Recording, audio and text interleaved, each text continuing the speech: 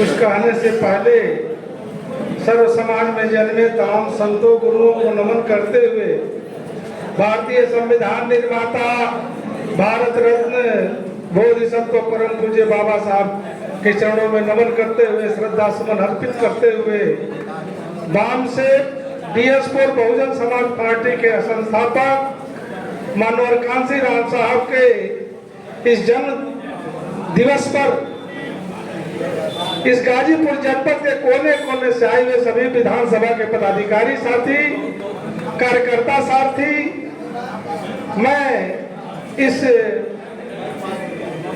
जन्मदिन पर 90वें जन्मदिन पर गाजीपुर के कार्यकर्ताओं को ढेर सारी शुभकामनाएं और ढेर सारी बधाई देना चाहता हूं। साथी मंच पर बैठे इस कार्यक्रम के अध्यक्षता कर रहे सम्मानित अध्यक्ष जी माननीय गुड्डू राम जी, इस कार्यक्रम के चीफ गेस्ट माननीय बुझारत राजभर जी, हमारे पूर्व जिला अध्यक्ष माननीय मनोज विद्रोही जी, पूर्व जिला अध्यक्ष गुलाब राम जी, मंच पर हमारे सिपाही राम गौड़ जी बहुत ही वरिष्ठ कार्यकर्ता, मंच पर तमाम हमारे बेटे प्रेमा बाबू जी वाम सेव के संयोजक तथा मंच पर तमाम वरिष्ठ साथी, हमारे सामने बैठे तमाम पदाधिकारी साथियों का ढेर सारी शुभकामनाएं देते हुए साथियों, हमारे विधानसभा अध्यक्ष जखनिया माननीय कुशवाहा जी ने अपने जोरदार भाषण में माननीय कांसी राम साहब के कारवां को गिनाते हुए अपना आभार व्यक्त किया है।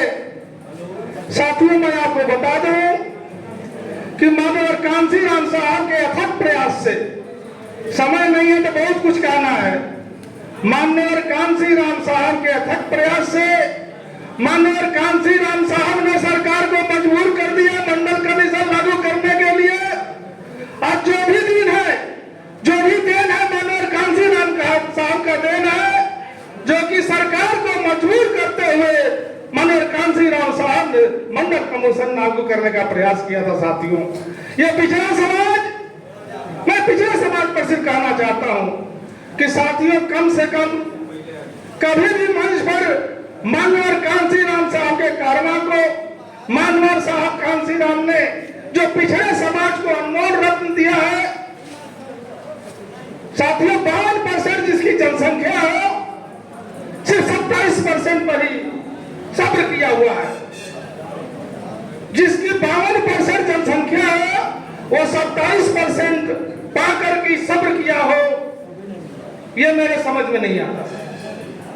ये राजनीति के मंच पर बोलने की बात है साथियों, अच्छा मौका है बोलने का। माननीय कांसी राम साहब ने बहुजन समाज पार्टी बनाने से पहले माननीय साहब ने बहुत प्रयास किया, वाम से का गठन किया, DS4 का गठन किया। बहुत साथी DS4 का नाम जानते होंगे लेकिन पूर्ण भाषा नहीं जानते होंगे। दलित शोषित समाज संघर्ष समिति, माननीय कांसी राम साहब ने 14 अप्रैल 1984 को बहुजन समाज पार्टी की स्थापना की। साथियों, एक एक इंसान को जोड़ने का काम किया, अकेले चलते गए, कारवां बनता गया। साथियों, संघर्ष इतना किया साथियों कि अपने सुख दुख नौकरी पेशा सब भूल करके बाबा साहब की सिर्फ एक किताब पढ़ करके इनहिलेशन ऑफ कास्ट, जाति भेद का उच्छेद नामक पुस्तक पढ़ करके 17 बार पढ़ा था। इतिहास बताएंगे बहुत लंबा होगा, शॉर्टकट में बोल रहा हूं साथी, बताना चाहता हूं। अगर आदेश हो तो मंच पर थोड़ा 5 मिनट का समय ले। माननीय साहब इस किताब को पढ़ करके, नौकरी छोड़ करके, माँ बाप को छोड़ करके समाज के विकास में लगे साथियों।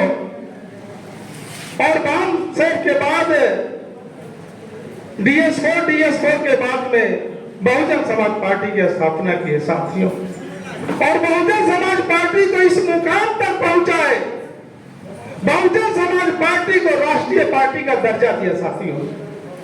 ये मनोहर कांशीराम साहब की देन है साथियों।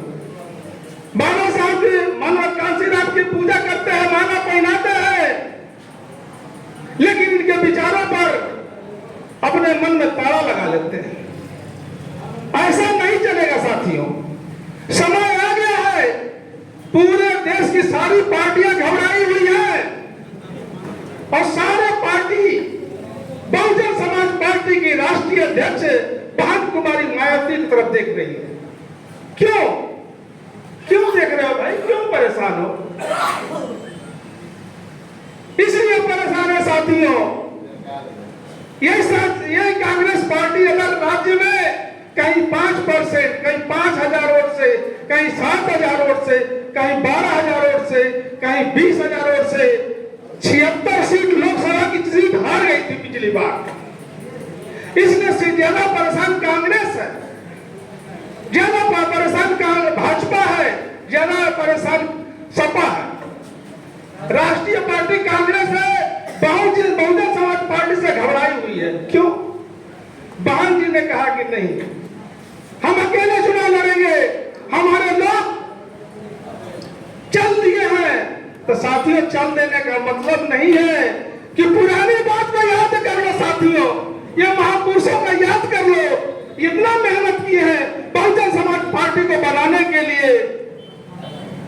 घबराइए मत, निराश नहीं मत होइए साथियों, परेशान मत होइए।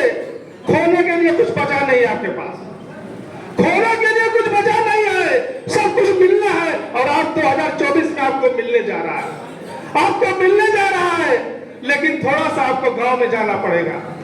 हमारे पुराने साथियों को सम्मान दे करके उनको लगाना पड़ेगा, उनको कहीं ना कहीं जिम्मेदारी देनी पड़ेगी।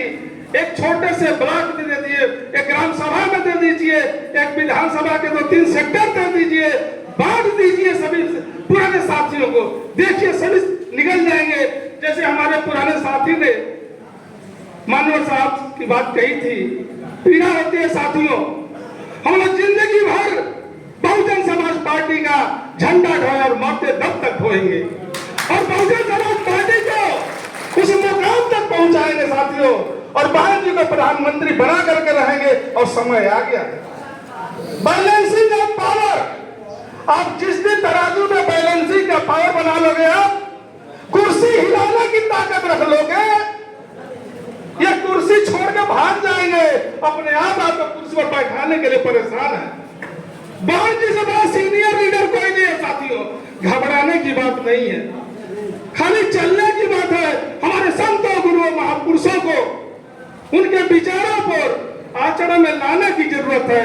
जयंती आ रही है, अम्बेडकर जयंती, हर गांव में जाकर के जयंती में बोलिए, बाबा साहब का कसम दिलाइए, शपथ दिलाइए।